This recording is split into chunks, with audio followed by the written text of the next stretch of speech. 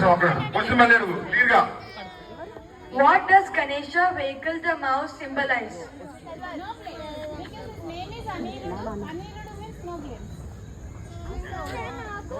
No. Explain the question once again.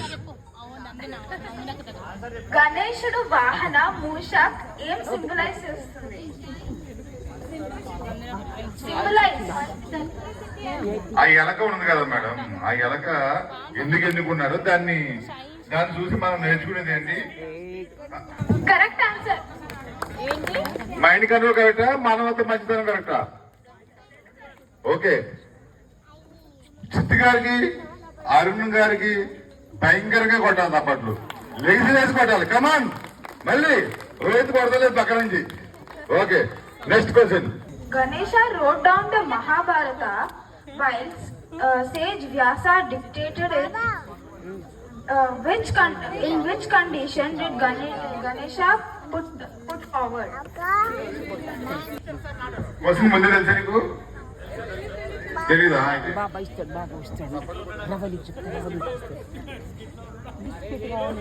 మన దగ్గర ఇస్తలేడు. వేద్ నుంచో చెప్పు. సేజ్ వేదవ్యాస చెప్తూ ఉంటే గణేశుడు అర్థం చేసుకుంటూ కంటిన్యూస్ గా రాయాలి.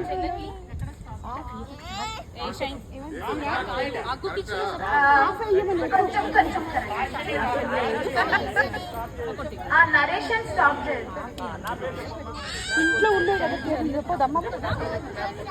ఈ సంతోష్ గారు ఆయన పేరు చెప్పమన్నారు కానీ చదువుతాం. సంతోష్ గారు కూడా చప్పట్లు చిటికలు అంట చెప్పన్నారు కాబట్టి చిటికలు. ఓకే, ఇంకా ఉన్నాయా? నాకు ఒక ఫన్నీ క్వశ్చన్ ఉంటుంది. టీ వేడిగా ఉంటుంది, గ్లాస్ లో తాగుతాం, దానికి హ్యాండిల్ ఉండదు. బీర్ చల్లగా ఉంటుంది, అయినా కూడా దానికి హ్యాండిల్ ఉంటుంది. ఎందుకు? ఈ ఆన్సర్ రామరెడ్డి గారు కూడా.